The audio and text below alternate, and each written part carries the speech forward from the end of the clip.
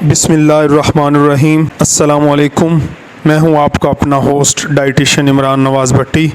आज रमज़ानुल मुबारक की 5वीं सहरी बहुत बहुत मुबारक हो। आज की हदीस मुबारक बुखारी शरीफ से है। ताजदार मदीना राहत सरूर कल्बो सीना रसूल अल्लाह सल्लल्लाहु अलैहि वसल्लम ने फरमाया, जिसने रमज़ान के रोज़े को फ़र्ज़ समझकर सवाब की उम्मीद से रखा वो बख्शा गया। तो अल्लाह पाक से दुआ है कि अल्लाह पाक हम सबको रमज़ानुल मुबारक के रोज़े रखने की तौफ़ीक़ अता फ़रमाए और इसकी सआदतें और बरकतें हासिल करने की तौफ़ीक़ अता फ़रमाए, आमीन। आज जो हमारा टॉपिक है वो है, बहुत ज़्यादा सारे इसके मुतल्लिक जो है ना वो क्वेश्चंस और क्यूरीज़ आती रहती हैं, तो इसलिए हम आज के इस टॉपिक को लेके जिसको हो, जिस औरत को, तो वो रोज़ा रख सकती है या नहीं। तो मज़हब के हवाले से तो मेरी नाकस राय के हिसाब से तो पूरी प्रेगनेंसी में जो रोज़ा है वो उसकी छूट है, क्योंकि ये रोज़े फ़र्ज़ होते हैं। तो इसलिए हमें जो है प्रेग्नेंट लेडीज़ को आफ्टर प्रेगनेंसी जो है ना वो रोज़े रखने चाहिए। तो अब तो प्रेगनेंसी को हम समझने के लिए 3 हिस्सों में तकसीम करते हैं, जिसको हमारी साइंस कहती है कि फ़र्स्ट ट्राइमेस्टर, सेकंड ट्राइमेस्टर और थर्ड ट्राइमेस्टर।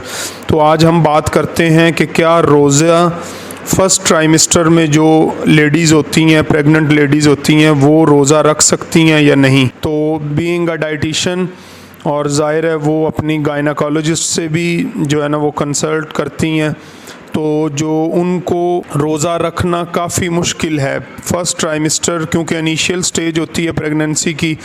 इसमें उल्टी और मतली जो है ना वो बहुत ज़्यादा हो सकती है, और जो पेशेंट है, जो प्रेग्नेंट लेडीज़ हैं, उनका ब्लड प्रेशर बहुत कम हो जाता है और शुगर लेवल भी इवन डाउन हो जाता है। तो ये वो अलामात हैं जो फ़र्स्ट ट्राइमेस्टर से जुड़ी होती हैं। तो इसलिए बीइंग अ डाइटिशियन और जो उनकी गायनेकोलॉजिस्ट हैं वो भी उनको रिकमेंड करती हैं वो दूसरी मेडिसिन्स वगैरह का, और हम एज अ डाइटिशियन मैं कहूँगा कि हम उनको फ्रीक्वेंट ईटिंग पे लाते हैं, कि हम कहते हैं कि बार बार वो कुछ ना कुछ खाएंगे, क्योंकि ब्लड प्रेशर भी कम होता है फ़र्स्ट ट्राइमेस्टर में, और शुगर लेवल भी डाउन हो जाता है। तो इसलिए जब उनको फ्रीक्वेंट ईटिंग पे रखना है, तो जैसे अब रमज़ान शरीफ का रोज़ा जो है वो 14 घंटे का, अब जो 5वीं सहरी, जो 5वां रोज़ा है वो आलमोस्ट 14 घंटे का रोज़ा बनता है, ठीक है। तो उसमें जो है ना अगर फ्रीक्वेंट ईटिंग,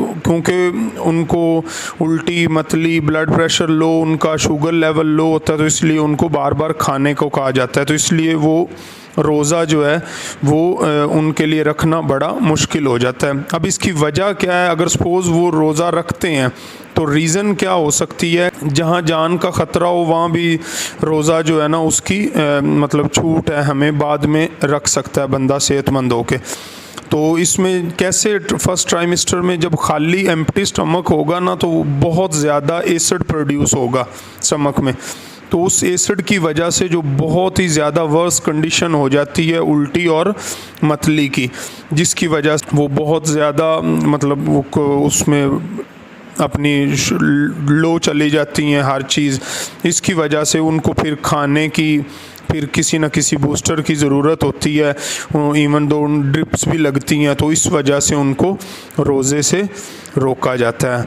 तो ये है हमारा फ़र्स्ट ट्राइमेस्टर में हम जो है ना वो लेडीज़ रोज़ा रखने से गुरेज़ करें, ताकि उनकी जान को ज़च्चा और बच्चा दोनों महफूज रह सकें। इंशाल्लाह नेक्स्ट वीडियो में आप लोगों के साथ सेकंड ट्राइमेस्टर की कुछ बातें शेयर करेंगे। तब तक के लिए अपना ख्याल रखिएगा, सहरी करें और रोज़ा रखें, दुआओं में याद रखिएगा। और हमारा चैनल अब सब्सक्राइब नहीं किया तो चैनल को सब्सक्राइब करें, और ताकि हर आने वाली वीडियो आप तक बआसानी पहुंच सके। शुक्रिया। अस्सलामु अलैकुम वरहमतुल्लाहि वबरकातुहू।